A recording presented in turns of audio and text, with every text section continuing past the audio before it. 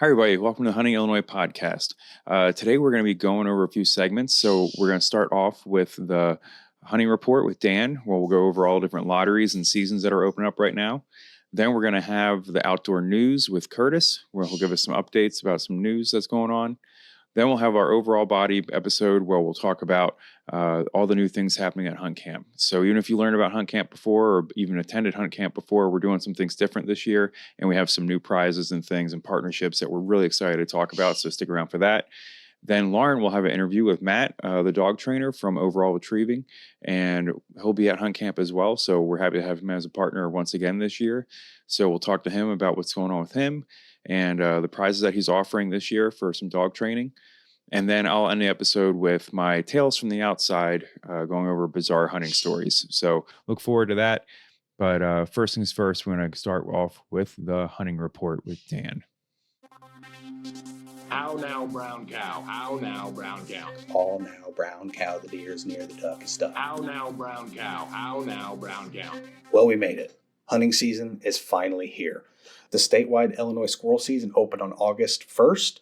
But before we dive into that too much, I want to talk about a few important application deadlines that are rapidly approaching, one of which is the free upland game hunting permit application.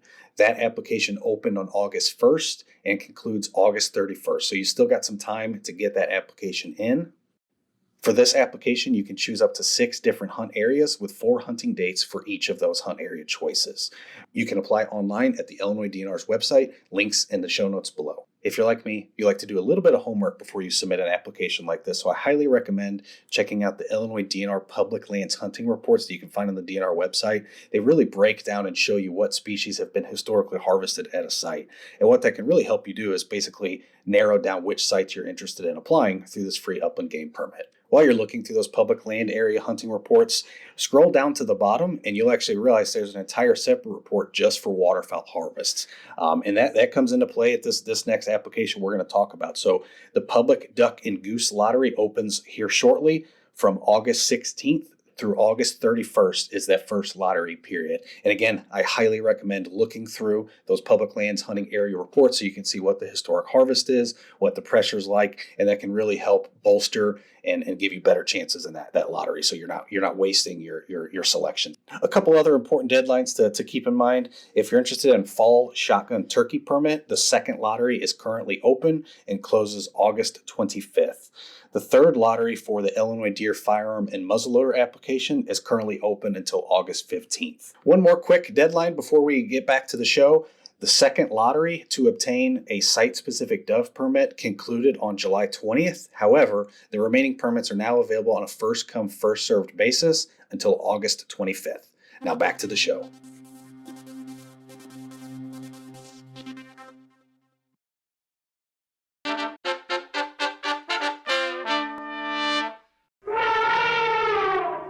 The outdoor news, the outdoor news, the outdoor news is on. The outdoor news, the outdoor news, the outdoor news is on. The outdoor news, it's kind of like the news if the news was fun. The outdoor news, the outdoor news, the outdoor news is on. Hello everybody, Curtis here, and this is the first official segment of the Outdoor News. Today we're going to be talking about ticks and tick-borne diseases in Illinois, everybody's favorite topic. This time of year, hey, it's a great time of year to be out running trail cameras, hanging your stands, doing some preseason scouting. Some of us are out there in the woods, and that puts us at risk to being exposed to ticks. So first thing I want to talk about is proper precaution. We really like using the spray. If you can find permethrin and pre-treat your clothes, your boots, your gear, anything on your outer layer pre-treated with permethrin is great. Also, don't forget you can use DEET or Picardin to also help keep the ticks away. You can also use physical barriers like tucking your pants into your socks, even using tape to not allow those ticks to kind of get to you. Best thing, of course, is to check as soon as you get out of the woods, because the quicker you can pull that tick off of you, the better. Remember that you want to grab it as close to the skin as possible with tweezers or a tick key and gently pry it out. You don't want to squeeze that because that will help inject anything that tick has into your bloodstream, which is not good. Now, a number of things that we can get in Illinois, really bad things from ticks, including alpha-gal, which is a allergy to basically red meat, so that's not fun. There's also Rocky Mountain spotted fever, and one of the ones I really want to talk about today is Lyme disease. So Lyme's disease is most popular in the northern parts of Illinois, but it can be encountered anywhere.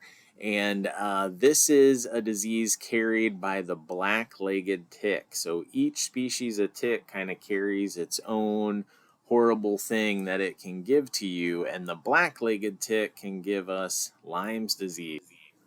Now, the most common symptom of Lyme disease is the bullseye rash that kind of everybody knows about, but not everybody that gets Lyme will get that bullseye rash. So you really need to look for other symptoms, general flu-like symptoms, any kind of feeling of just feeling out of it, not feeling yourself after you know you've been exposed to a tick is a good sign to go in and get checked out and make sure that you let them know that you've been bitten by a tick. Definitely good if you can ID the tick that bites you, and even better if you can save it in a jar just in case if you are feeling bad. A lot of times it's easier to check the tick than it is to check you to see what you might have. So we don't want to scare you out of the woods. Definitely run your cameras, hang your stands, do the stuff you need to do. Just be safe out there and we'll be all right. Well, we hope to see you in the woods this fall or at a workshop. And don't forget, Hunt Camp is coming up on September 27th. That's our one-day social networking and professional development event for hunters where you can win mentored hunts, outdoor gear, other cool stuff. There's even opportunities to try wild game. So if you're interested in the outdoors, try to make Illinois Hunt Camp, which is going to be at Deacon's Bar and Grill at the Golf Farm in Wakanda, Illinois. And we hope to see you there. Hi, welcome to the Hunting Illinois podcast. I'm Jason. I'm here with Dan, Curtis, and Lauren. Hi, everybody. Hi. Today, we are going to be talking about Hunt Camp, and some folks may have heard about Hunt Camp already. Well, today we're focusing on almost all the new things that we're going to be doing at Hunt Camp this year, and there's a ton. So to get started, first things first, where is it and when is it? Dan, when's this event we're hosting here? It's hard to believe it's almost August already. We're recording this on July 31st, so August starts tomorrow. So fall is rapidly approaching. We're getting excited. If you've followed us on social media or our website, you've seen we've been adding a slew of new events coming up, new webinars, stuff like that. But this is an event that we really put a lot of time, a lot of energy, and a lot of care into trying to make it the best way to get started hunting in Illinois. Whether you want to come and try to win some outdoor gear, we've got that for you. If you want to come and win a mentored hunt, we've got that for you. If you want to come and try a bunch of wild game dishes, we've got that for you. We have a plethora of different opportunities, so we're going to really dive into all that today. But first things first, it's coming up quick. It's on September 27th from 12 noon to 5 p.m. in Wakanda, Illinois. It's at Deacon's Bar and Restaurant at the Golf Farm. So we've been there for a few years now. It's a great venue for us. It allows us to do a lot of different activities. So we will be there this year, September 27th. 12 to 5. So we hope you show up. Again, we're going to dive deep into Hunt Camp today, talk about what all we have to offer, some of the, like Jason said, some of the new changes and stuff. And one of the biggest ones right up front is we have some extra prizes and extra things that you can win right up front through what we're calling an early bird special. So we're doing this whole new system this year, trying to get people to purchase tickets a little bit earlier. It allows us to plan things efficiently, allows us to ensure we have, enough food, enough drinks, stuff like that. But we're also going to be giving away some really cool prizes through this early bird. So Curtis, you want to tell us a little bit about this early bird, how you can get your tickets, and maybe what some of the cool stuff you can win through that are? For sure, absolutely. So yeah, we have done kind of a little bit of early bird stuff in the past where we've done cheaper tickets that have at some point in the year have gone up. We're doing that again this year. So right now, Hunt Camp tickets are $10 a piece through the end of the Illinois State Fair. So on August 18th, they are going to go up to a whopping $15. So, it's not a huge increase, still well worth double that. But anyway, right now they're still only $10. Scoop them up. But the thing about the early bird is we want to reward the people that buy their tickets the earliest even more. So as if buying a ticket at a low price isn't enough of a reward, we want to reward you more. So we've kind of got this little system built where everybody that buys a hunt camp ticket gets a ticket number. So the very first person to buy a hunt camp ticket, 001. And the early bird prizes go like this. We're going to draw one ticket buyer from ticket number 1 through 25, one winner from 1 through 50, one from 1 through 100, one from 1 through 150, and one from 1 through 300. So basically, the earlier you get it, if you're one of the first 25 people that bought tickets to hunt camp, we're already past that number now, but you're in all 5 of those drawings. Last I checked, we weren't quite to the 50 threshold. Haven't got a report in a little bit, so we might be there now. But anyway, get your tickets early because you're going to be entered into these drawings. We're going to do this in place of last year. We did kind of what we call an icebreaker game. This year, we've turned it into this. It's going to be this early bird games. You're not going to want to miss them. We're going to draw out these 5 winners. And then these 5 winners are going to get to do their own series of kind of a early bird icebreaker game that's going to be a hoot for everybody to watch, but going to be even more fun for the people competing because not only do they get to play these fun games, but they're all going to win something awesome, including 2 of what might be arguably the best prizes that we've ever had at hunt camp, because one winner is going to get their choice out of any hunt off the mentored hunt table. So we're actually not going to put out the buckets, and people are not going to start putting their tickets in hunts until after this, because one of those hunts is going to come off the board because one of these winners is going to select it. They get their pick of the litter, so to speak. And then another one of these winners gets the pick of the litter out of anything off the outdoor gear table. So maybe they're eyeing a binoculars, maybe they're eyeing another piece of gear. They get their pick of the litter, boom, it's gone. And then we're going to pick out 3 other awesome prizes for the 3 other winners. But all 5 of these people are going to win something awesome, and they're going to get to take part in a really cool game that everybody kind of gets to see. So that'll be kind of in place of the icebreaker game, because honestly, we just got a little too big for the icebreaker game. Last year, we were a little too big. We're trying to do games that are going here and there. So we think this will be a little bit better. We think it'll still be fun. It'll get everybody's social energies flowing and everybody hyped up. And 5 people are going to win awesome prizes right there to start off the day. So should be a fun thing. I'm excited for it. Yeah.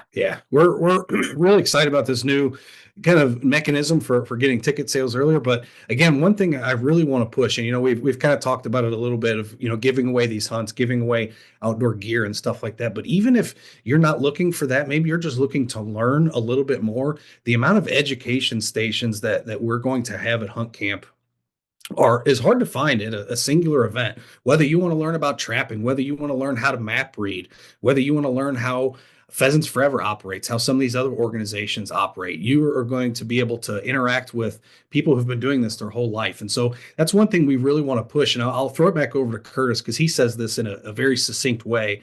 But our goal for Hunt Camp is essentially to rebuild the social capital around hunting. We've largely lost that as a community or an industry, however you prefer to define it. I prefer a community myself, but we've really lost that. Historically, we had deer camps. We had these check stations that after every day of deer season, everybody would go to drink, either a can of beer, a cup of coffee, or me, I was a kid at the time, so drinking a cup of hot chocolate, and you just get to hear all these stories, and you're learning so much from just interacting with other hunters.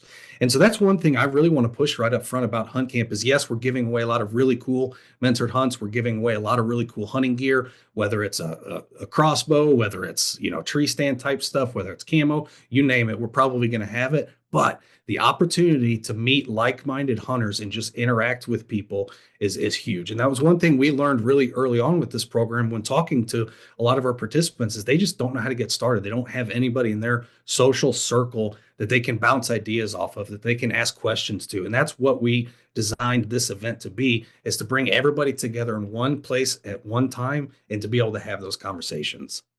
Can I jump in here real quick? Yep. Absolutely. So, you guys all know I'm fairly new to the program. So the first two hunt camps I went to, three, two. I don't know. The first couple I went to, I was not a member of the team.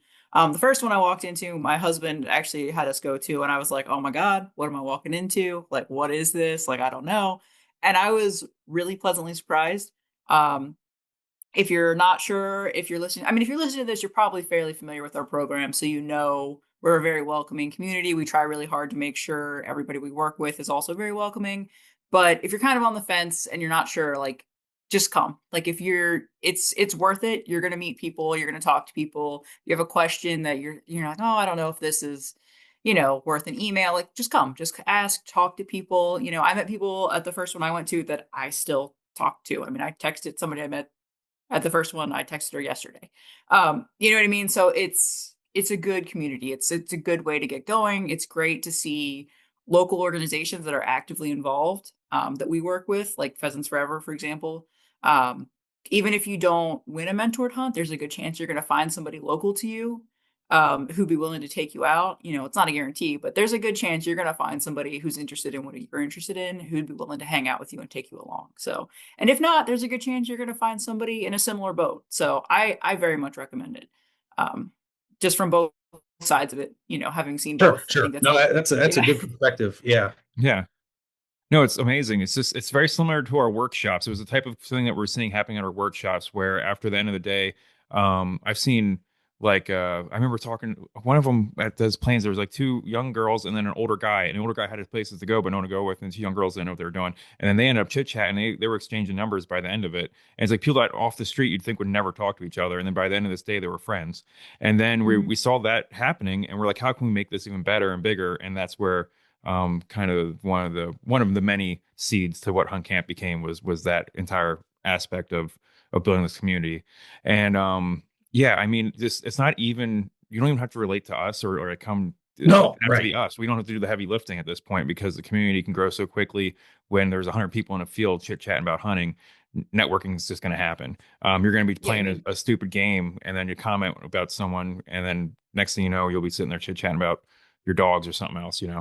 So or you both Yeah, really I like think a this is a food, perfect. Oh, go ahead, Lauren. or you both really like a food, and you're like, hey, like let's go yeah. goose hunting. This is Yep. awesome. Let's figure this out. Or it's just it's good. And I mean, there's only four of us. There is but so much we can do to actually get people out. So Hmm. it's important and it helps. And I mean, the research has shown too, like building the communities and the friendships is the best way to keep people getting people into it and keep people into it. So we Hmm. highly encourage it. That's what it's there for. Talk to Yep. people, ask questions. Even if you're a little shy, you've all got something in common because you're there. So And And the cool thing about Hunt Camp in particular is not just us, right? We have different partners, different organizations, different companies in some cases coming out, but also we've established a new program through Learn to Hunt we basically call our ambassadors. And so these are individuals that are basically past participants of our program. So they've been through this program. They were in your shoes just a few years ago where they knew nothing about hunting. They knew nothing about, Illinois hunting especially, and they wanted to get started. And so they started coming to workshops, and now they're to the point that they want to help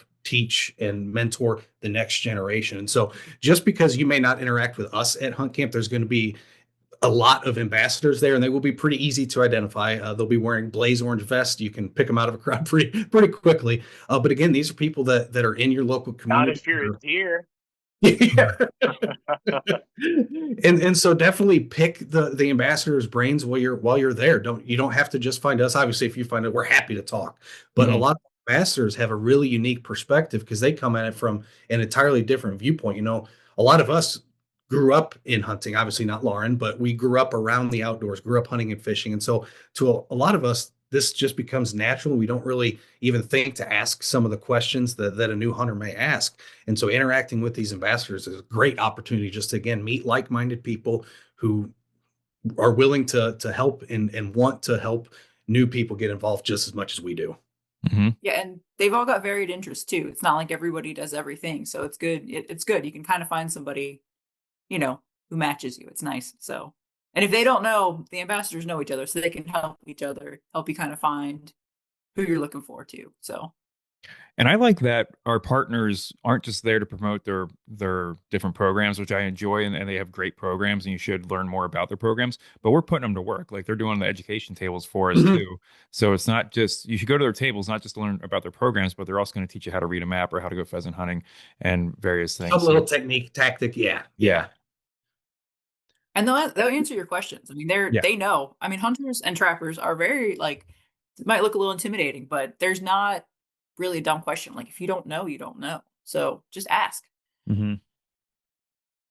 Yeah, you all are really getting at like the, genesis of hunt camp, and we're so our job is to try to complete the educational pathway for somebody to go from a complete newbie, non-hunter, non-outdoors person, and turn them into somebody that's comfortable doing that themselves and even taking somebody else to do that. And like you've all been talking about, it's not just education that does that. It's also the social networking. And so we're at the point where we were like, well, how do we make an event to really foster the social networking? Like you see different businesses do this all the time where they have social networking conferences. They do it because it works. Hunters, we generally don't have that. We have conferences where people are trying to sell you stuff, which is fine. I'm not trying to knock those. Those can be a lot of fun. I go to those, and that's Hmm. a great way to see new products and all that kind of stuff. But Hunt Camp is different, like everybody's talking about. It's not people trying to sell you stuff for the most part. It's people trying to teach you stuff and people trying to welcome you into the outdoors community. And that's what it's all about, and that's why we make these games. That's why some of these silly things are there. Like, every year we have Cookie Face placed in there somewhere. People love it. Everybody's got their phones out, they're recording. It's silly. It's a way basically to break down people's social barriers and get them talking. And then you walk to these tables where they're teaching, and it's not just like a table that you pass by that's trying to sell you a hunt or a piece of Hmm. clothing or something like that. It's like, let's talk about what I'm teaching here. Like you can learn a real life skill while you're sipping on a beer or on your way to go try out the archery or any of the other things that we have going on there. So yeah, really, like Dan was talking about, it's a social networking and skills building um workshop, basically for hunters at a time when we've lost a lot of that. Back when I was a kid, everybody got together at deer check stations, right? And everybody was excited to see who pulled in with the biggest buck, and you're sharing stories. Maybe people were at the coffee shop before the hunt. Nowadays, a lot of that is gone. Some of you may still have it, but for most of us, life's so busy. It's like alarm. You're going to your hunt, you're coming back, you're registering your deer online. Like all the social aspect has been removed, Well, and and especially if it's you're kind of a new. If bummer, you're you new, know. you don't Hmm. have that. You know what I Yeah. mean? Like you might maybe you used to go do that with your, family, your grandparents, whatever. But if you're new, you don't even have the people to go Hmm. do that with. Hmm. And I will say to add on, a lot of those events you might go to normally, it's, maybe one or two types of hunting. I mean, we try to have we cover a lot of groups. We try to get as many different groups as we can, as many different types of hunting. We have trappers. We try to cover the full gamut as much as we can. So you can talk and you might find something you didn't know you were interested in. You And never I think that's arguably the coolest part, specifically about hunt camp and specifically about the hunting community. And I've mentioned this before, but hunting is such a broad term, but there's so many individual niches that you can take. And an event like hunt camp really does open your eyes. So a few years ago, we had a group called the Great Lakes Falconry Association. I think that's the exact name. And Hmm. I had heard about, falconry. I've heard read some novels back in the day that were about a falconer and had this cursory knowledge of it. But being able to just talk to those individuals for 15 or 20 minutes changed my entire perspective on that entire activity, lifestyle, whichever way you want to call it.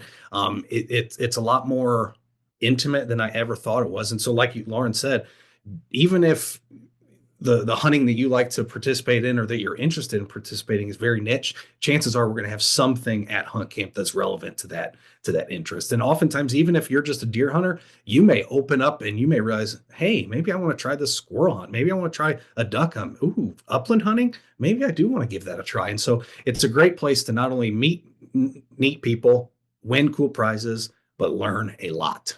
What Mhm. how many of the blood trailers or trappers have we talked to that used to be deer hunters that Mm-hmm, shift? mm-hmm. So there's a lot, even if you're an established hunter, there's always you never know what you're gonna find. So Nope. Mhm. And you have I mean, even within hunting, we're kind of siloed into the species that we're really interested in, Very like Dan much. was Yeah. saying. Like, I had two eye-opening ones. One was the falconers, and the other one was the coonhound hunters.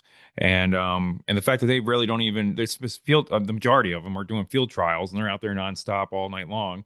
And half of it's just training, and they do like a fun game where they get points for when their dog trees and when their dog finds a scent and all that. And then they also have dog shows associated with it. You think of the stereotype would be like a crazy hillbilly person with a coonhound running around the woods, right? But in reality, it's like these pedigree dog snobs that are running Who've around devoted their entire life to this. Yeah. yeah, but no, just making fun of them. But no, they were very, very nice people and super welcoming, and just happy to tell you about this hobby they devoted their life to, because some of these hobbies take a lot more time than others.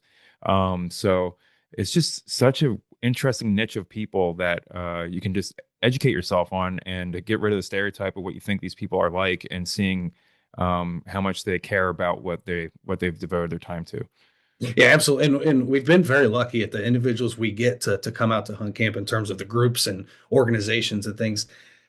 You don't get involved in a lot of these groups and organizations unless you're extremely passionate about that topic that whatever group you're with is related to, and that comes across. And like you just said, what that was for me, the coon hunters was probably the coolest part was their level of passion and love for that lifestyle. I mean, these people, they work a full 12-hour shift at the factory, and then they would grab their dogs and they go run dogs all night, sleep for like 3 hours, back at work the next morning, and they did that all day. And it's the And passion really and comes they were through. like 50 and 60 years old, so Yeah, yeah, yeah. it was yeah, I mean insane. I'm the like, rabbit hunting people are the same. Like Yep. they'll do trials, they'll run their dog. I mean, it's smaller dogs, but you usually have more of them. So But that's all the kind of stuff that you don't, if you just attend, you just go deer hunt, you don't really think, you just miss out on all this cool outdoor experience, outdoor knowledge, and outdoor passion and that they have people some funny love stories. sharing. Some of this, yeah, some like come to the hunt camp for the stories, if nothing Yeah, else. Like yeah, mhm. you're yeah. gonna hear some funny stories. Yep. Yeah, a lot of the social opportunities. We think more social opportunities at hunt camp than any other outdoor event that I've ever been to personally. I've never been to one that's kind of built around fostering those types of relationships. Hunt camp is.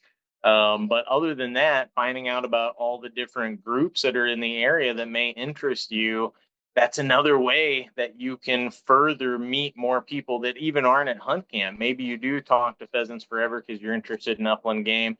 Talk to fur takers because you're interested in raccoons or you're interested in coyotes, beavers, something like that. Join these groups. You got Safari Club International up in Chicago, big presence. They're going to be there with their awesome trailer. You can find out about their meetings. A lot of folks join at hunt camp because we have incentives to join, which I'll get to that in a second. But then they find out that they actually really enjoy it because now they're going to meetings monthly. They're meeting with these like-minded people. They're finding people that have hunting land. Maybe they're on the board. They're running the social media. Next thing you know, they're running the whole chapter. But So we've had a it's few that we show up to a banquet and it's like, hey, didn't I just talk? They're like, well, now I'm involved. Like Yep. they get hands on. So, and if you're an organization, it's a good way to get new people who are interested and want to work and want to, you get built-in friends basically. And they're not all just interested in whatever that topic is either. So it's a good way to kind Yeah. of expand your Our opportunity. our participants has that new person energy that you Oh get yeah. when you get someone new come in. They're more jazzed up than the folks that have been sitting on the board for 30 years. And next thing you know, they're the president because they have ideas. And so if you're looking for that, if you're part of a chapter or something like that, and you need a shot in the arm for attendance and stuff, this is a great. That's why we're so great to work with for those people, because we want to push people into these different organizations, because again, building the And community. people want those organizations. They just need to know Hmm. about them. And I think sometimes it's hard, you get overwhelmed when you're trying to find them. So having, with us sometimes we're like, hey, go talk to this group. And they're like, okay. So Mhm.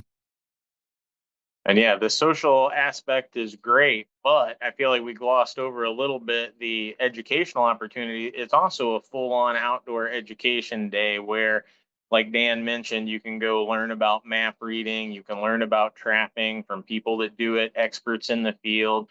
We have overall retriever training, Matt Mercero there. He's the best dog trainer around. If you have questions about dog training, he's there. He's a gun dog trainer. He has seen it all. If you have a question, I guarantee you he can help you come to a reasonable answer. And he does that for free. We don't have to pay him. He comes there and he's there to help share his information.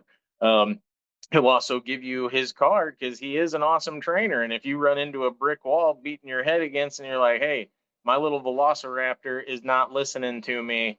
Can you handle this?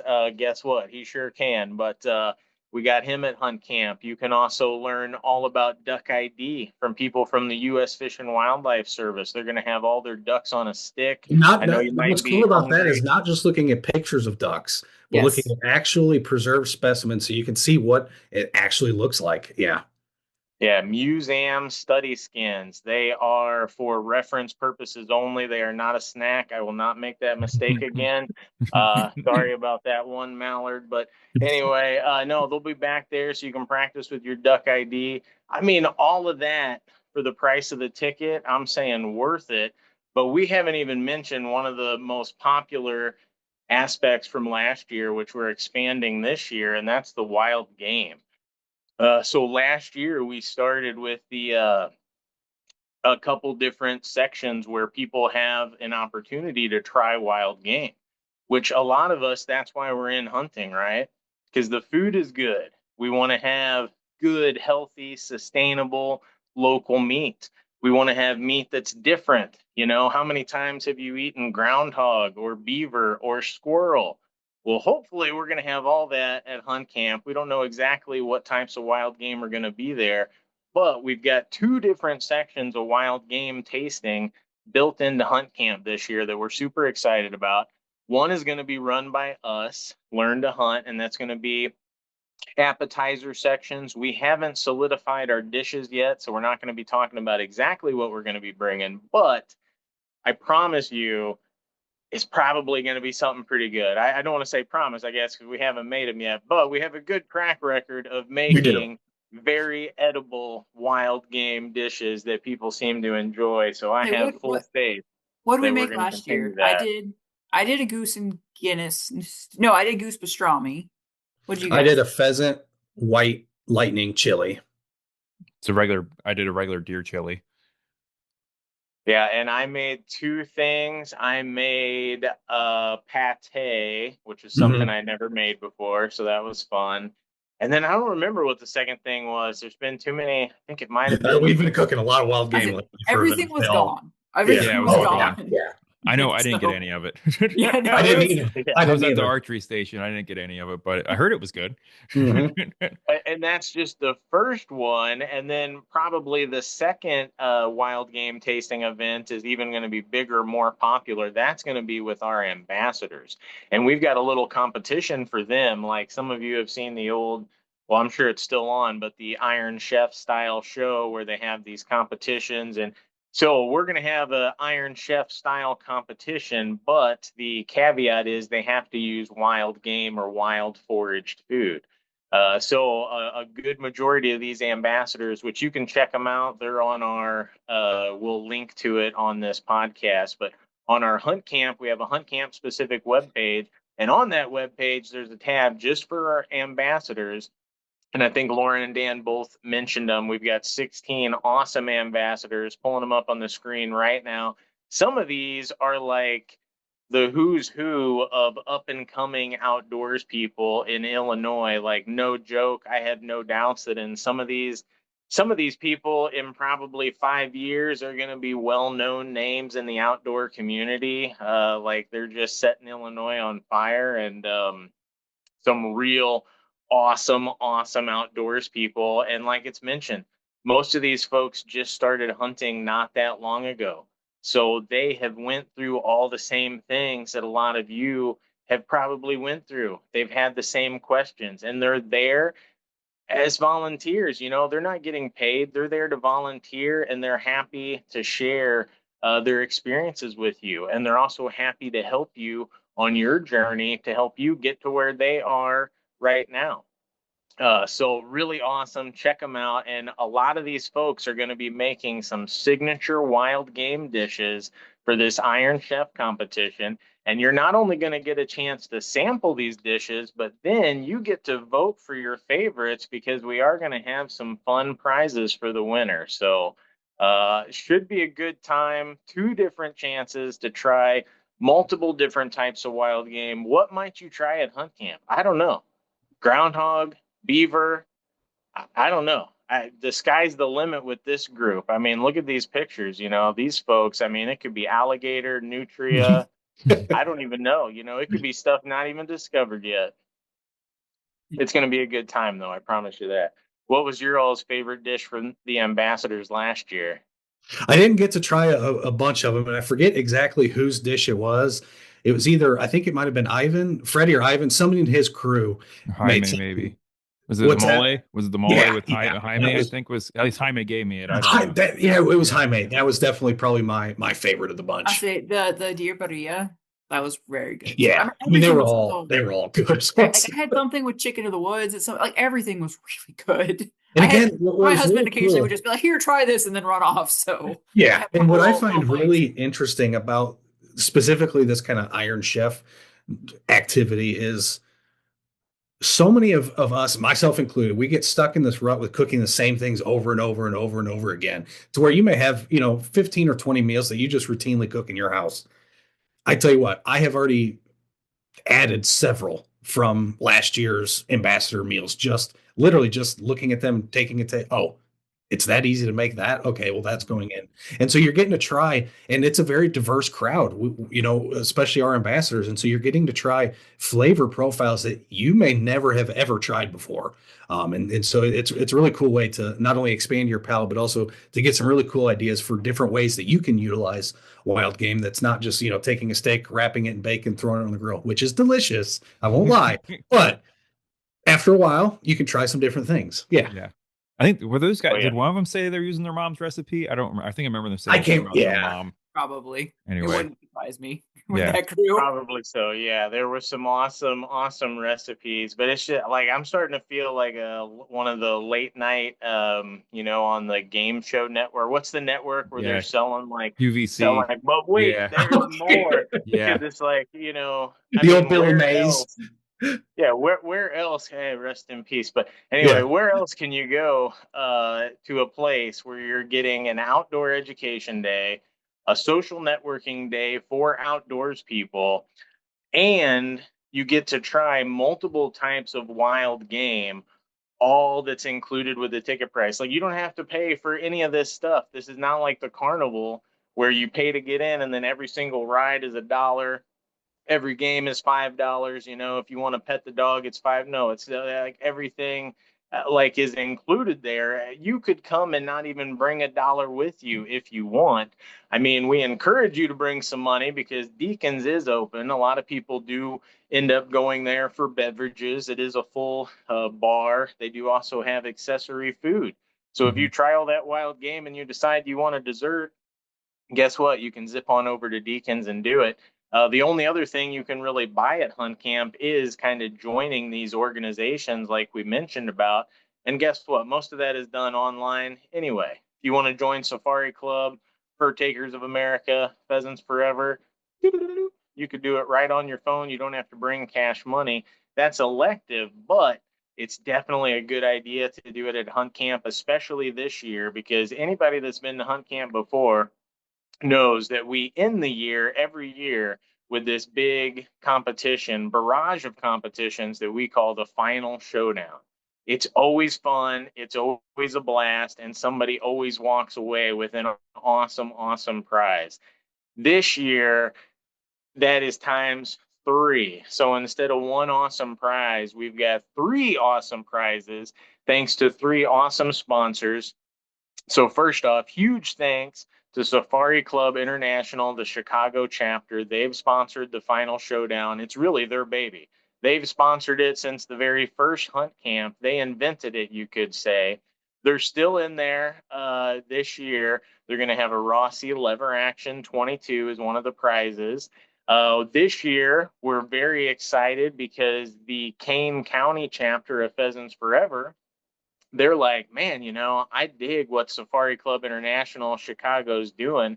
I'm going to do the same thing. We're going to donate a gun too. So they're donating a 12 gauge, a SICK 12 gauge for anybody that's interested in wing shooting.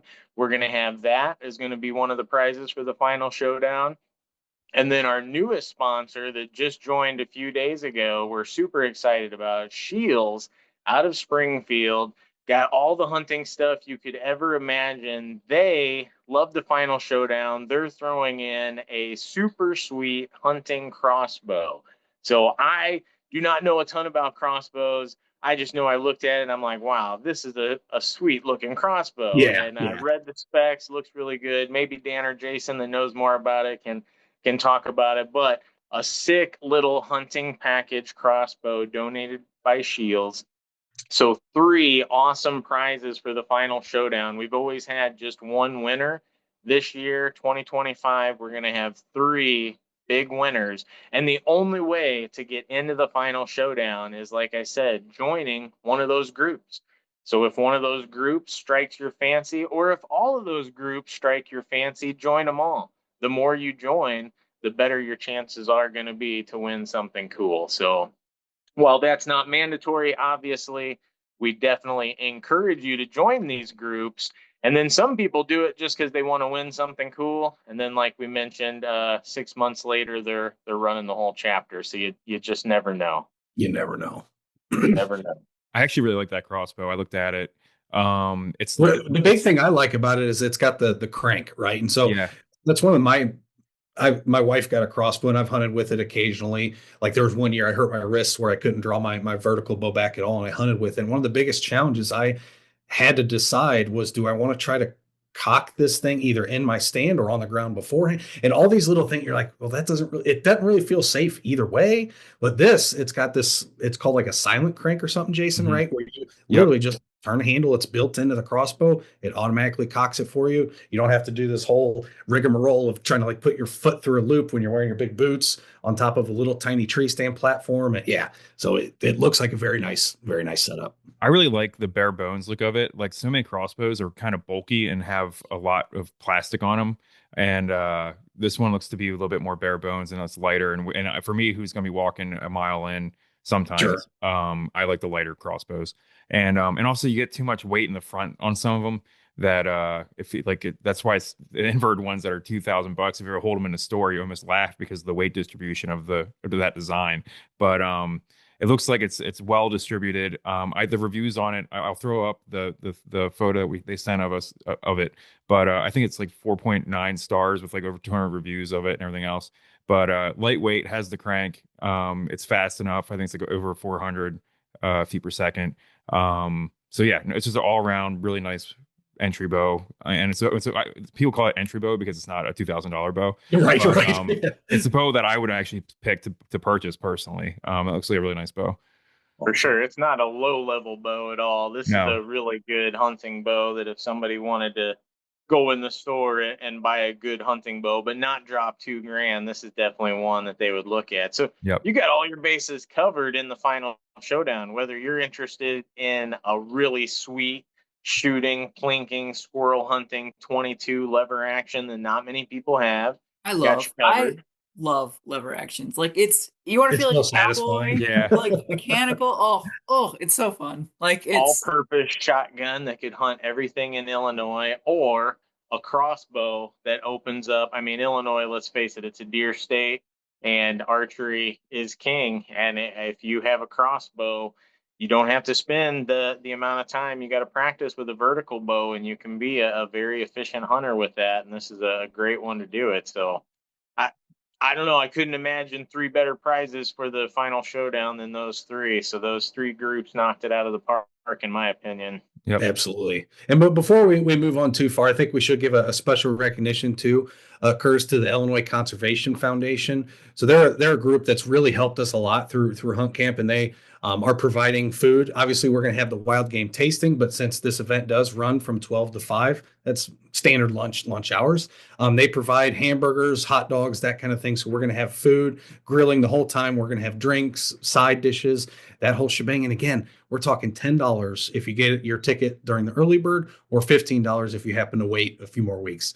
It's very hard to get the bang for your buck that we're talking about here. You're getting food, you're getting wild game tasting, you're getting educational opportunities, social networking, all for $10 or $15. And what we should really emphasize too is where that money goes for ticket sales.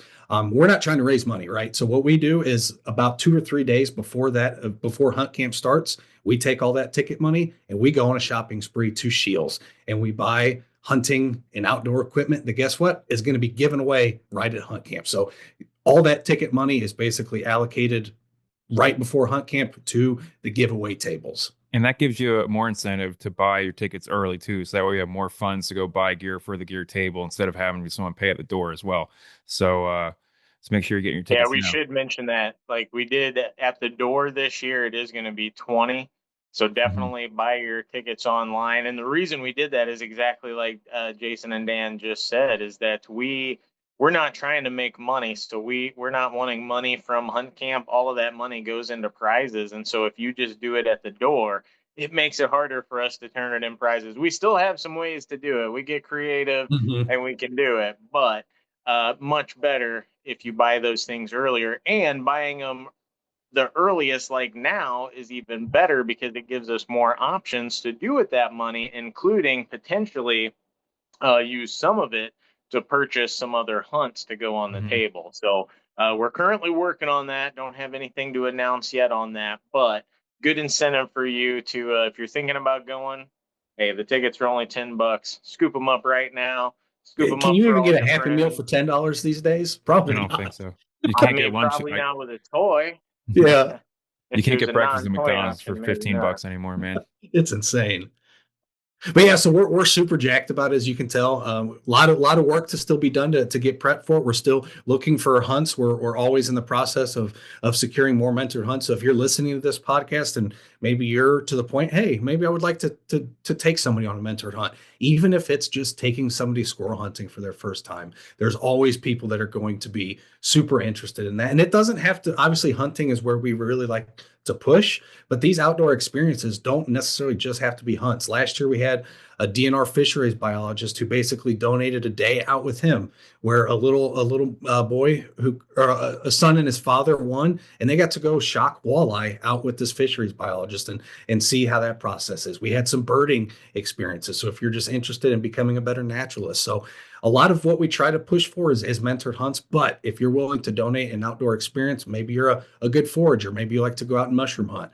There's always people that are interested in learning from somebody who's experienced, who's passionate, and is willing to share that knowledge. So feel free to reach out to us at any time if you're willing to donate either an experience or a mentored hunt. We're super happy for all the help, and we'll do what we can to make that hunt a possibility for sure. And one thing that we haven't mentioned yet, we've done a real good job at like selling Hunt Camp to new hunters, because really that is who it's built for and built around. But we do get a lot of established hunters Mhm. that are not going to miss Hunt Camp each year. Like for example, Remy. Remy, big time traditional archery hunter. He donates a hunt to Hunt Camp every year. He always puts people on deer. He's expert, but he comes to Hunt Camp for what we were talking about earlier. The social aspect of hunting is basically gone. So he lives not that far away. Are you kidding? He can come to an event for $10, get to eat a bunch of good food, get to play some games, maybe win some outdoor gear. But the main thing for him is he gets to talk to a couple hundred hunters that are eager to talk to him, that want to hear his hunting stories. That's something that a lot of hunters don't have anymore, and we just don't have it like we used to 10, 20 years ago, much less further than that ago. So if you are an established hunter and you think, man, that sounds like a good idea, too bad I'm already an established hunter, like, hey, you can still come, even if winning mentored hunts is not your bag. You don't have to put your prize tickets in for the mentored hunts. We also have an outdoor gear table that I promise you will have stuff on there that will be of interest to you. So there will be something there of Well, and interest for you to win. one of the things, depending on what you do, Matt Mercer usually donates a train the trainer. So if you've got a dog that needs a tune up, it's a good prize to win. Yep. For Yep. sure. Absolutely. And Yeah, and that's a and good even And if he, you point. he's are an already established committed to that this year. So for sure. Yeah. Hmm. yeah, and even if you are an Yep. established hunter, I mean, maybe it's time to maybe you want to try something new, freshen it up a Mhm. little bit. Sometimes you can get a little, maybe not stuck in a rut, but make it exciting again. Make you feel like You get in a something I comfortable mean, just zone. just to expand on that and kind of speaking of stuck in a rut, growing up, I was deer hunting. That was all I did. Hunting to me was, hey, I'm going to go deer hunt with dad or with my brother. And until I went to college and started to meet other hunters and started to expand my personal, network of hunters, did I start, oh, waterfowl, oh, squirrel, oh, all these different activities. And now, yes, I love deer hunting, but I would probably not rank it number one. I very much like upland hunting. Unfortunately, there's not a lot of opportunity where I currently live to do so. But I love that style of hunting. I never ever would have thought I would have enjoyed waterfowl or upland hunting unless I talked to the right people at the right time in my life and they motivated me to give it a try. And now I've been hooked. And so that's what hunt camp is great for. Yep. yeah, I And mean my oh, go oh, ahead. go- I'll say my rabbit club, like my Beagle Club mentor for rabbit dogs. He's the opposite. He's done rabbit dogs forever and just started deer hunting, and he's Mm-hmm. excited. You know what I mean? Just to try something new and learn something, and just a completely different. I mean, there's been deer on that property forever. He just, it started more as a necessity, but now he's, it's just something kind of fun and a little bit Sure. different. I grew up deer hunting, but I used to deer hunt on the same 40, if not smaller, piece that a friend of the family had.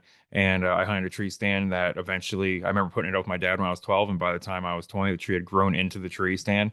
And didn't really have to think too much about hunting, just went out to there and the That deer was came my out. tree stand. Yep, Yep. deer came out in the field around 3:30. If they walk close to the hedgerow, you can try to shoot at one. If not, you get to watch them type of hunting. And then coming out here, I still love deer hunting, but now I get to deer hunt on public land that's 2,300 acres, and I get to utilize everything that we teach here, which is wind and topography and habitat and food and travel corridors and everything else. And so now instead of just walking the same tree stand from where I can almost see my car or at the top of the hill, I'm now walking into the woods and enjoying seeing all the different things you get to see when you're out in the middle of 2,300 acres on public. So grew up a deer hunter, still a deer hunter, but just a different type of deer hunter. Sure. Hmm. But and that's to me what's so cool about hunt camp. And I gave this pitch last year, and I actually had quite a few people take me up on it. But I typically run kind of a remote scouting, a map reading style station. I'm not sure if I'll specifically run it this year. But one thing I'd like to mention up front is bring your questions. If there's something you've been stewing about in your head for quite some time, you don't feel comfortable with the answers you're getting online or through some of your other resources, bring those questions with you. That's literally what we want hunt camp to be. And the amount of people that brought maps with them for me to sit down and just, hey, I would start scouting. Like obviously I'm not going to say, oh, a deer's going to walk exactly down this trail, but we can start breaking that piece of land into separate parcels and okay, let's try to go scout that first. That spot looks good. And so just be prepared to ask a bunch of questions. Bring those questions with you. There's going to be more knowledge in terms of just hunting experience and years than you could ever ask for. So bring your questions for Or sure. if you're looking for a specific group, like maybe we don't quite fit because you're looking for something for your kids or, something that's more like focused for women, like come talk to us too. We Mhm. know even Hmm. it's hard to get everybody on the same weekend. So we have Yes. lots of other Yes. groups that we are very fond of that can't always make it. So if even if they're not there, we can put you in contact with some good people to get you moving forward. Or from the flip side, if you want to, how do I get into, I'm experienced, how do I get into volunteering with wing shooting? How do I get into volunteering with bow? How do I get into doing some of this stuff? We can kind of help get you guys from the other end as well. So And heck, if you're just looking for something to do, I know, the end of September, right when October 1st is on my calendar and I can see, okay, hunting season is about to start, I start getting that itch. So if you're just looking it's a for good way to get something to do jazzed to up. kick off the season, Come That's check it very out. true. And we should mention, I don't know that we've actually said the URL, but if you're looking for more information, if you want to see all about Hunt Camp, if you want to look at the ambassadors, if you want to get your tickets, visit www.illinoishuntcamp.com. And that website has pretty much everything you need about Hunt Camp right there. We have a lot of photos from the last few years too, so you can kind of see what you're getting into. Because I feel like it's hard to visualize. Mhm. It's not like you're stuck at one station. You can move freely. You can do. You want to get food. You want to bring your kids and have them play. Like there's options. It's very we've got a rough schedule, but we're very go with the flow kind of group. You know what I mean? So Yep. Yeah, we should um, mention Hunt Camp is kid friendly. So a lot of our events are 18 and over, but Hunt Camp kids can come, they can come. It's kid friendly. But Hunt Camp is an event made for adults. So all of the prizes are for adults. The kids do not get prize packets. They can't win anything. They can come, they can eat food, they can do all that kind of stuff. We'll They have can some shoot archer activities for them equipment. to Yeah. do. Yeah, they they can usually do love all the that. trapping table Mhm. for like they usually are. That's usually where they make a beeline. Game calling and trapping is usually where I find all the kids. Yep. And But it's yeah, the prizes are for adults at this one, and that because kids do have other options for mentored hunts, and this is pretty much it for adults, as far as we know. If you're an adult and you want to win a mentored hunt, Illinois Hunt Camp it kind of has a monopoly. We don't want it. If other people want to give away more hunts to adults, we're all for it. But right now, we seem to be the only game in town. mhm. And then people under 18 are free, correct? Yep, yep. Okay. So Yeah. with your purchase of an adult ticket, we're not a babysitting service, so you No. can't just drop all your kids off. Yeah, yeah. But Please with watch your your Yeah. children. purchase of a ticket, your kids' tickets are free, and like we said, they can eat and do all the fun stuff. Just no prizes for them at this one. They can win prizes at all the other events they go to, I'm sure. I think they still have a good time. Oh yeah. Oh yeah. They Yeah. seem to anyway. And they can Oh play the yeah, games and it's stuff too. outside. They get to shoot a bow. They get to eat some food. I mean, what's not to love, right? And Deacon, it's a the beautiful setup, if spot. you haven't been to Deacons, it's basically it's a driving range. So it's a giant grass field. Yeah. So the amount of kids that just get to run around and burn off a bunch of energy, yeah, they have a good Yeah. time. Mhm. Watching the Yeah, you've dogs, like just seen looking at all the Vegas stuff. Vacation, right? Yeah, Like, yeah. get the babysitter, just dump out a big old bag of snakes, just take your ADHD kid and set them loose in that big old field. They can just run around for hours. Great. And they all form a clump anyway. Like they all meet other They kids. do. Oh They yeah. they have a good time. Very few large predators, so it seems to be pretty safe. There's the Some geese Canada flying geese, maybe around. a crane. Yeah. No one's fallen in the Don't pond yet, as far as I know. So we're doing okay. Yeah, a couple beautiful ponds around. It's a beautiful location. It's a great spot to spend. And so far, knock on wood, we've had awesome weather. But that time of year in Oh, and Illinois, it's a good parking time to is be free outside. in Deacon's Lot. I feel like that's like an undersold point that I do like to mention, just because when people are kind Sure. of looking, we do get that question sometimes. So parking is free. Just come, go as you please. But you do have to be present to win the prizes at the end. That's our Yep. only big Yep. like thing. We can't hold it for you. Yep. So Yep, and a quick shout out to Deacon's beautiful spot, but some people wind up they're like, hey, I'm gonna put this restaurant on my docket of things. I actually have not eaten there yet, but I know I've heard from Matt that it's a really good restaurant too. So if you're looking for a new one to hit up, hey, go to Deacon's. Just make sure you tell them that you heard about it from Learn to Hunt and Hunt Camp, and then he'll be nice to us then. I say it's always popping. Every time I've driven by Oh for yeah. this Yeah. day, it's Yeah. always they're always going. It's a nice part of the state. It seems to be a nice area up there. Yeah, I think so. Yeah, he must be about the only location in that's got enough space for a driving range. I mean, Mhm. that's a giant amount of real estate for that area. I So didn't even think of that. he's You're right. definitely, That's crazy. yeah, making the most out of that area. And it's Cool. cool. You get wildlife, like we mentioned the Mhm. geese. There were Yep. geese flying everywhere last year, which it's welcome to see that when you kind of feel like you're in the city, but right Mhm. there you can almost squint your eyes and feel like you're not in the city. I Yep. feel like we saw a wood duck last year too. Yeah, there was some stuff around. And sandhill cranes go through. I Yep. We think. had some cranes. Yep. You can always tell Bunch of who's actually a doves. hunter though, because as soon as the geese go, everybody stops and like takes Everybody. Yeah, I think it was because or was it just after the early goose season? I think it was just It after, was wasn't it? it was Yeah. just Last after, year. Yeah, it yeah. ends the 15th, right? Yeah. Yeah, a lot of fun. So definitely, if you're looking for something to do end of September, whether you're wanting to learn, meet new people, maybe win a mentored hunt, maybe win some outdoor gear, or maybe just try some unique wild game dishes, check out IllinoisHuntCamp.com. Get your tickets today, still with that early bird special, and we hope to see you there. But anything else from you guys to kind of add before we wrap up? I think we did a pretty good job kind of covering just about everything. Yeah. Yeah, I think Yeah, so. just remind people, get your tickets ASAP, because we want to put the money back into Hunt Camp, and the earlier those ticket sales happen, the more possibilities we have. So historically, the bulk of the ticket sales, and this is not just for Hunt Camp, but it's probably for most events, it is in the last 2 to 3 weeks, which is fine. But if we can skew that earlier, then potentially we can put some of that money into hunts for the hunt table or things of that nature. So if you're thinking about it, don't think about it. Just do it. Come on, Yeah. it's Yeah, 10 just do it bucks. now. If you're And help listening, spread the word too. If you've got some buddies, some friends in the area that maybe have thought about hunting or thought about wing shooting but never really given it a try, bring them out. Bring them out.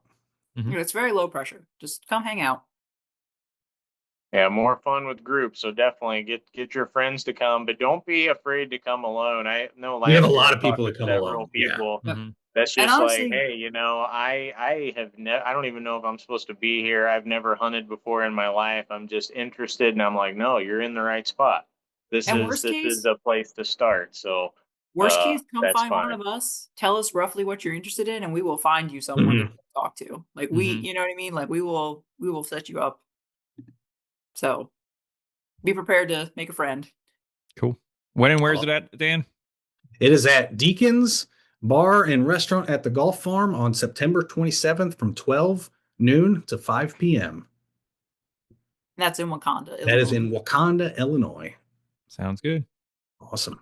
Yep, and it's going to be at 2 p.m. is when we're going to do the early bird giveaway. So starting at noon, but we want to encourage everybody, try to get there by 2, because that's when that early bird prize is going to be given out. And like Lauren said, you got to be there to win. So everybody get there by 2. You're not going to want to miss that. And then after that, it's just a slew of awesomeness until we end with the final showdown. So it'll be a day you won't forget. And so far, we have almost everybody comes to Hunt Camp year after year after year. That's why it keeps growing a little bit every year. So it's if you come, you're going to have a fun time, and you're going to probably want to come every single year. That's no joke. So if you've been thinking about it, take the plunge. This is the year to do it, because Yeah, it's 10 yeah, bucks. we're 10 excited about bucks some stuff this for year. 5 hours of entertainment, potentially, and a prize. Like it's Mhm. worth it. Yep. I mean, Yeah, just and to see education. Jason on a mic is worth the $10. Oh, Curtis does a great That's job. true. on the Curtis mic. did do a lot of the MCing. Yeah. Yeah. Curtis has his show guy voice that he gets on there, and it's fun. Oh man, I feel like I don't have a voice. Like the day after Hunt Camp is just like gone Yeah. Yep. from all the. I feel like I lose my voice more with the microphone than without it for some reason. I don't know why. Hmm. Maybe it was just, yeah, we had a lot of talking last time, so we had a lot You of did, prizes yeah. to give away. Over 50 mentored hunts. So we're not 100% sure where we're going to wind up this year yet, but we're hoping to get over that figure again. And so you can do the math. Hunt Camp has a little over, or at least last year, a little over 200 participants, 50 mentored hunts. So if you, and not everybody that comes there puts in for mentored hunts. So if you are an adult who's been looking for a mentored hunt, you have a legitimately good chance of winning one at Hunt Camp. And then I think Lauren mentioned it too. Even if you don't actually win one, you're going to make the different contacts that are probably going to lead you to mentored hunts that year anyway. Yeah. So, absolutely. If that's something that interests you and you're an adult, Hunt Camp is the place to be. Very cool. All right. Well, we'll see you then. See you at Hunt Camp, September 27th, 12 to 5, Deacon's Golf Farm or Deacon's Bar and Golf Farm. Should be Yeah, fun. it's a mouthful. It is a mouthful. It is a mouthful. Deacons. If you start typing Deacons and Wakanda, Yeah. it'll come up. Yeah, Yeah. Or just visit illinoishuntcamp.com, and we've got all the information right there. Welcome to the Hound Up. My name is Lauren Dean, and as a lot of you know, if you listen regularly, I'm a little bit dog obsessed, and I have a basset that I'm training to be a rabbit dog, a squirrel dog, and honestly, a bit of anything that strikes my fancy dog. That process has led me to hassling a lot of our friends who are dog people with questions like, what are you guys using for tick prevention? Or, can a dog be afraid of fireworks but be taught to ignore gunshots? And, do I need cell service to be able to use this tracking collar? This is where I get to pass all the answers to these questions and more on to you. Just be warned, if you ask 5 dog people the same question, you might get 10 different answers back. We're going to talk all things hunting dog in this segment, from hunting styles and training tips to different breeds and how to go about figuring out how to hunt Illinois public land with dogs, and much more. We're going to primarily focus on bird dogs, rabbit dogs, coonhounds, and squirrel dogs. But we're all a little less traditional in what we consider a hunting dog here at Illinois Learn to Hunt, so don't be surprised if we also wind up talking about blood trailing dogs, shed antler hunting dogs, and maybe even morel mushroom hunting dogs. Welcome to the Hound Dog. All right. Okay, so I know Curtis touched on this a little bit earlier in our hunt camp special, but today I have Matt Mercero of Overall Retriever Training here with us today. How you doing, Matt? Doing great. How are you? I'm doing awesome. Good. Um, Good. Yeah. Did you want to tell us a little bit about how you got into bird dogs, dogs in general? Oh, sure. It was about 13 years ago, actually. I got my first real talented, I guess you could say, real. Of course, he's real. he's a chocolate. He's a chocolate lab by the name of Jake. He's the one that got me into this business.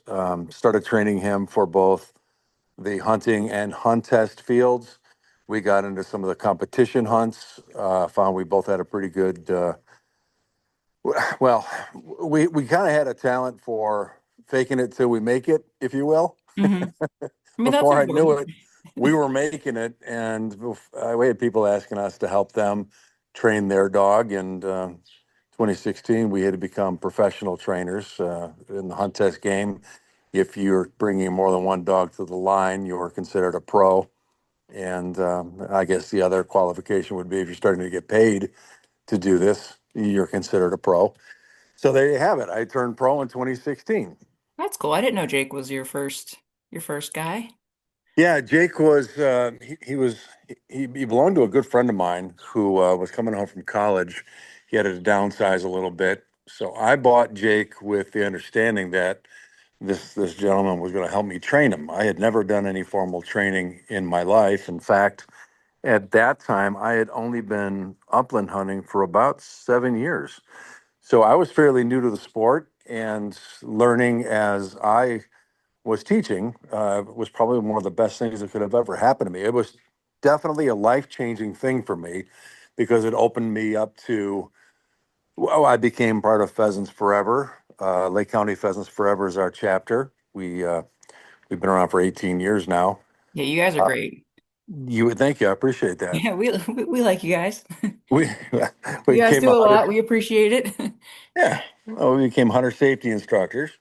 So we've been doing that for quite a while now too. I became an upland guide. I mean, having Jake opened up my entire world. It changed everything for me. That's very cool. That's very Yeah, cool. when he passed, it was one of the hardest things I'd ever experienced. A lot of people know me as a result of Jake, and they felt it as well. Yeah, I feel like I know with River a little more, but I mean, because that was not long ago. So that's why I was like, oh, I didn't realize he was your first, like, Yeah, Jake died. He was 12. He died in January. River is 9, and well, by far, mostly because I was a better trainer, and well, she was a totally different dog. River has gone much farther than I could ever have hoped. She's just amazing. yeah, she cracks me up. She's always just like, Dad, let's go. Let's get the show on Yeah, the road. Like, she's she's a 9-year-old puppy. yeah, she is. She cracks me up. We'll make sure we put some pictures on her. I get a lot of good pictures of River. She's like, let me show everybody how it's done first, and then I'm gonna go take a nap. I'm not proud to admit it, but I have more pictures of River than I do my own granddaughter. Oh man, my best picture from my wedding, like the happiest I look is the day I'm hanging out. Like my mom got a picture of me hanging out with our dog. Like it's not even with my husband, so All I right, understand. you can relate. That's good. Yeah, like that's why we're doing this segment with dogs because they're tired of me talking about it at work all the time. They're like, let's do something with it. I'm like, fine, fine. And you're one of the people I hassle when I have questions about things. So that's kind of why we wanted to do this segment a little bit because you've got, the bird dog perspective, which is really interesting to me and for a lot of people too, I think. Um, I like to call myself a student of the game. I'm always learning. oh You never yeah. stop learning, and the more you do, the more you learn. I mean, that's how I feel with hunting in general. Like you said, kind of learning through teaching. That's how I feel with learn to hunt in general. I'm like, I Yeah, don't know. I'll give it a go. that's that's part of the reason I got really excited when Curtis reached out to us, and he had volunteered to help us at one of our, I think it was our outdoor education event. Curtis and a couple of the guys came in and they set up a table and taught how to cook some of the game that they had harvested over the years, and just great guys. I mean, it was a really good dynamic. They fit with our organization. We fit with theirs. So this is going to be this is our fourth year doing hunt camp. If this is the fourth year of hunt camp, so yeah, we were part of the beginning. Yeah, I know. And I was too, and I didn't even work for them yet. They realized when we were recording the other part, they were like, wait, you weren't the first one? And I was like, yeah, yeah, I was. I didn't know Yeah, what I my husband was dragging me along to, but I think was that was a there. cable. That was a cable park, wasn't it, in Crystal Lake? Yeah, the quarry. Yeah, the quarry. Yep. Yep, that was cool. So do you want to talk a little bit about what you're gonna do at hunt camp, where people can find you, what to look for? Oh, I'm really hard to miss. Not only do I have a big red truck that sticks out, but I'm the guy with all the dogs, kind of in the middle of the driving range. So hunt camp will be at Deacons in Wakanda, also known as the Golf Farm. Um, it's a really nice layout. Deacon himself will be on hand probably, but he set it up to a point where we have the entire golf course, driving range.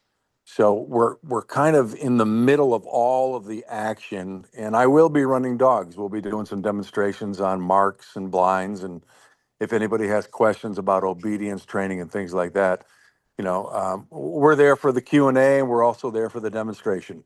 I'd say you usually bring River to that one too, don't you? River goes with me everywhere. She Yeah, goes to she's Tractor Supply with me.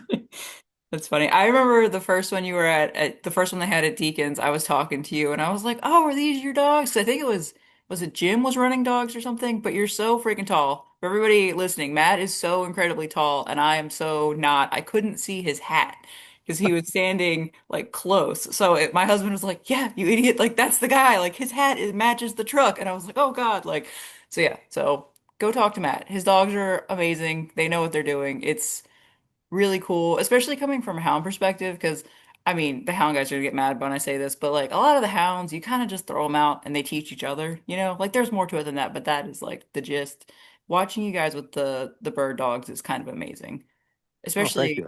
when you guys do some of the waterfowl stuff where you have to have them go out and like they need to, you use the whistle and kind of have a move and like it's pretty cool to watch.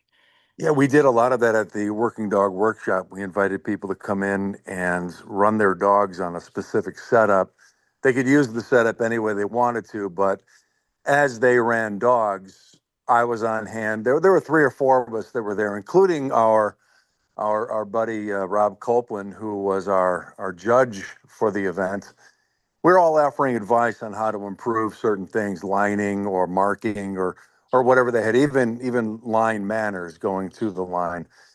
It was a great day. We had a lot of people show up, which Hmm. was very cool. That was our first time doing it, and the response was fantastic. And we had quite a few people follow up with us, come in to the kennel, and we were able to help them one on one. A little less distraction that way, but great turnout. But yeah, a lot of what you're describing, we were demonstrating at the Working Dog Workshop, and we ran that in conjunction with Lake County Pheasants Forever and Kane County Pheasants Forever. So our friend Freddie and his guys came up. Yeah, So that's it one of the was, things I really like is that you do that, or you'll do like the upland challenges where people can just kind of bring their dogs and practice, like actually practice in different spots. And, there's a little bit of a, competition aspect to it as well. But, people can actually have somewhere to go that's not, like it's just a little bit more of like, okay, like what do I need to work on? Like it's very dog focused to get critiqued, and some days the dogs are just like, I'm not having it. But, which I mean, I get that. But We're all that way. I mean, we all, today's Monday. Nobody wants to run on a Monday. oh yeah, no, my dog will stop rabbit hunting to go squirrel hunt instead, and then he has days where he's just eating deer poop. Like it depends on the day. Like like he's like, all right, whatever. Like it's fine. So I get that, but it's a lot of fun. And you have a good little following up there as well. We have an amazing training group. I'm not going to name names just because I don't want to embarrass anybody, but we have people show up Monday through Friday to come out and train with us, either at one of the local fields or we'll go up to Bong State Park in Wisconsin. We'll all run up there. But on average, we have 5 guys or 5 people, if you will, show up to run their dogs, to ask for help, and in return, they help us. I like to say it takes a village because it truly does. I mean, I can teach a dog so much, but unless they're around that activity or that excitement, they never truly get the hunt test experience. And right now we're in the midst, coming to the end of hunt test season. So every time we get together and work as a group, we simulate a little bit of that hunt test atmosphere. Hmm. So we can't do it by ourselves. We need help, Yeah. and in return, we'll help you. Yeah, it's very awesome. I very much recommend if you're looking for any kind of bird dog training, even if you're in other parts of the state, because Matt's, up north, definitely check him out. Because do you want to talk about some of the stuff you do, some of the services you offer? Honestly, we can do anything from obedience training to hunting or hunt test training. Hunting would be, waterfowl or upland. Upland is my true passion, my love. We were in competition hunts with Jake, Brody, and River. Did quite well for quite a while. Just a little too old to walk the fields as fast as I used to. It hurts a little more these days. Yeah, you got But those long legs though, so you cover distance pretty fast. yeah, it's true. I do. But you got to watch those potholes. The dogs are much better at it than I am, and the eyes aren't as good as they used to be. Let's be honest. That's I don't fair. hit what I used to. That's fair. That's fair. I always love sometimes when the dogs are looking at people like, you idiot. Like, God, Yeah, like, miss one more time, and I'm finding a new owner. or like something like doesn't go off and it's supposed to, and they're like, come on, like do your job. Like even with the test, like, like it's not like, like whatever, it doesn't do what it's supposed to do, like the launcher or whatever. And it's like they're like, all right, like come on now. Like, You've probably seen River do this. She is the queen of the side eye. yeah, She'll, as she's looking forward, if you do something, say something, something goes wrong, she'll give you a side eye like, are you really serious? yeah, they're funny and they're ready to go. All those bird dogs. They're trained not to be, they're not supposed to be yowling and ready to go, but they want to be. They want to be throwing a fit and, be out there going. Well, They have because their we train both waterfowl and upland, it's a priority to keep a dog quiet, to keep a Mhm. dog steady. Even in the hunt test world, they have to show line manners. I mean, we get graded on the ability to walk to the line with a dog under control. It's referred to as trainability. Um, and let's face it, even if you're not doing that, if it's just a house dog, Oh yeah. you want your dog to be well behaved, or as they call it, a good citizen. And that's something else we can do too. We can help with the canine good citizen stuff. We know enough people in this industry that we can get a certification done for you fairly quickly. But there isn't much we can't do.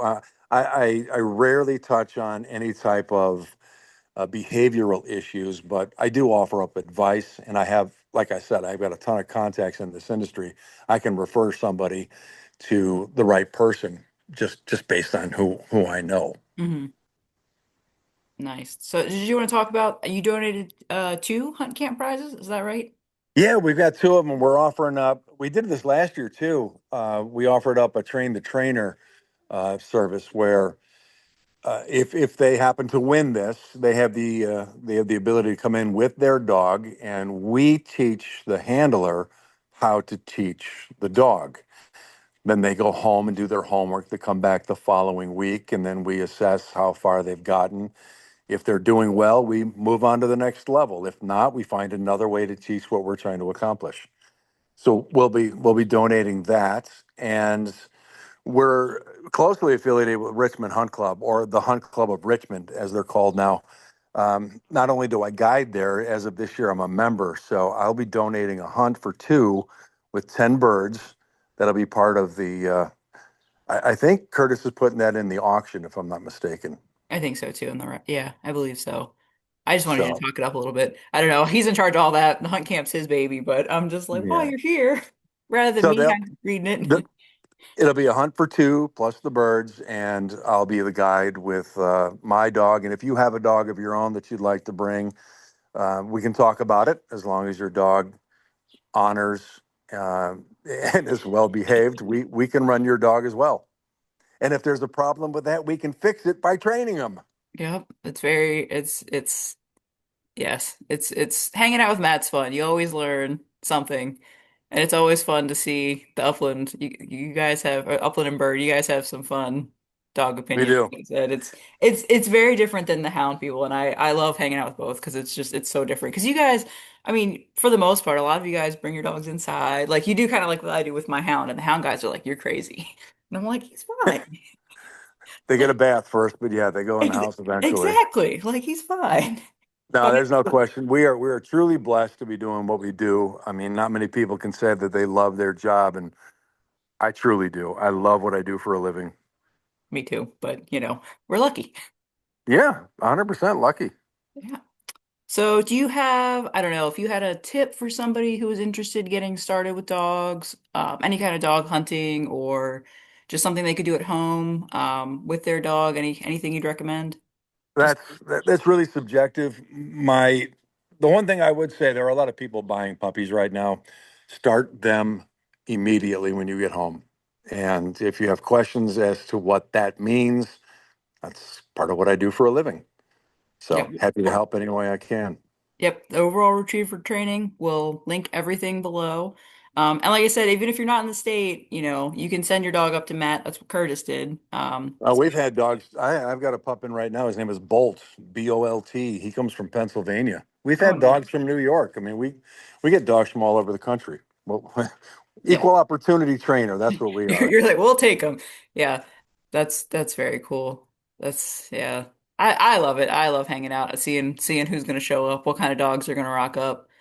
Man, we love having you out too, because you're probably the best photographer I've ever seen. Some of the things you take are just amazing. Oh well, thank you. All I can do is dogs, dogs and wildlife. I can't take pictures of people to save my life. So yeah, everybody. Okay, you I'm you like, got to know what your specialty is, right? yep, I'm like, we got to be outside. Do it. If you're with a dog, I can do an okay job. Like I said, we'll put some pictures up. If you're doing stuff with your dog, a big fan. Everybody needs a good picture, like of their dog or doing stuff with their dog. But beyond that, I'm like, good luck to you. That's my mom. That's where my mom comes in. She's in charge of all our family stuff because I'm like, everybody's looking a little scary when I do it. So, Nice. Well, at least you know. yep. It's good to know. It's good to know where you go. Awesome. Well, thank you, Matt. I don't want to keep you too long, but he will be there at Deacons for Hunt Camp, and I highly recommend you come out, pepper him with your own questions. Like I said, like he said, it's all very specific. Especially if you have questions about if you're interested, kind of helping you match dog breeds to what you're interested in doing, because that does matter. Not everybody has German Shorthaired Pointer energy. I'm not sure I do, for example. Um, I that can have to help. agree. I love to have that kind of energy, but I'll say those years are gone. I said I love Freddie's dog Bailey, but I'm like, who I need if I'm going to be doing that, I need other dogs to help tire it out because I don't know if I got that. That's why I like my hounds. They do things and they take a nap. It's great. Like, Then they you can all. have the right breed. Yep, yep. So awesome. Well, thank you, Matt. Thanks, Lauren. Hello and welcome to Tales from the Outside, or I should say, Tales from the Outside. So this is going to be a segment where we tell stories from outside. So it could be any type of weird stories that I can find that involve hunting or just maybe outdoor activities. I'll keep it broad for now. But the first one that I'm going to highlight is going to be the weirdest thing that happened to my family. So this is going to be an experience my dad had. And this happened probably in 2008 during archery season. We were hunting a property that our friend owned back in Pennsylvania. And my dad actually had a tarsal gland that he got and hung that in a tree. And we kept seeing this. It was just a 6-pointer that we kept seeing back in this piece of woods here. So Dad hung a tarsal gland in a tree, called it. It came in.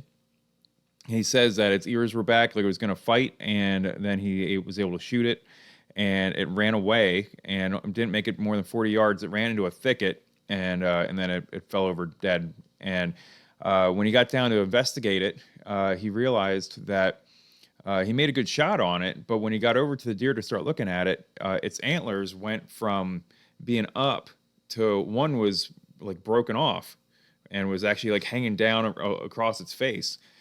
And he was like, what the heck happened to this thing? So he's looking at it, and then he sees that there's just pus pouring out of this deer's skull. So it was an infection. And he then looks at it, and we guess that it must have got hit by a car and had a fractured skull. So when it ran away, it caught a branch, and it ripped the rest of its skull off. That's after it's having a fractured skull. And so we took it to the local deli, which had a big buck contest there, and we're showing off to the owner of the store, and we were talking to him about it, and he's like, man, I definitely wouldn't want to eat that. And my dad's like, yeah, I don't think I really do want to eat that at all. So then they decided to call up the game warden, and so game warden came by, and he's like, man, I guess you guys want a new tag. And Dad's like, well, yeah, if I shouldn't eat this. And the guy's like, yeah, I wouldn't eat that. So the game warden took the deer and issued us the new buck tag for my dad, and which is a big deal because in Pennsylvania you only get one buck, so that was nice. And it just goes to show two things. One, deer are incredibly tough. That deer was walking around with the cracked skull and was coming in to actually fight or to brawl another buck during archery season. And then also that if you find a deer that's sick or injured and you don't want to consume the deer for some reason, you may be able to contact a game warden or a conservation officer and talk to them and see if they're willing to issue you a new tag. That's up to the discretion of the conservation officer. You may also want to call up the local biologist and tell them about the wounded deer, or if it's a sick deer or something like that, so they can kind of get to the bottom of what's going on with that. So yeah, so just keep that in mind as you're out hunting. If you do see any wounded animals or find an animal that you're not really wanting to consume, you may be able to get another tag. And that was Tales from the Outside.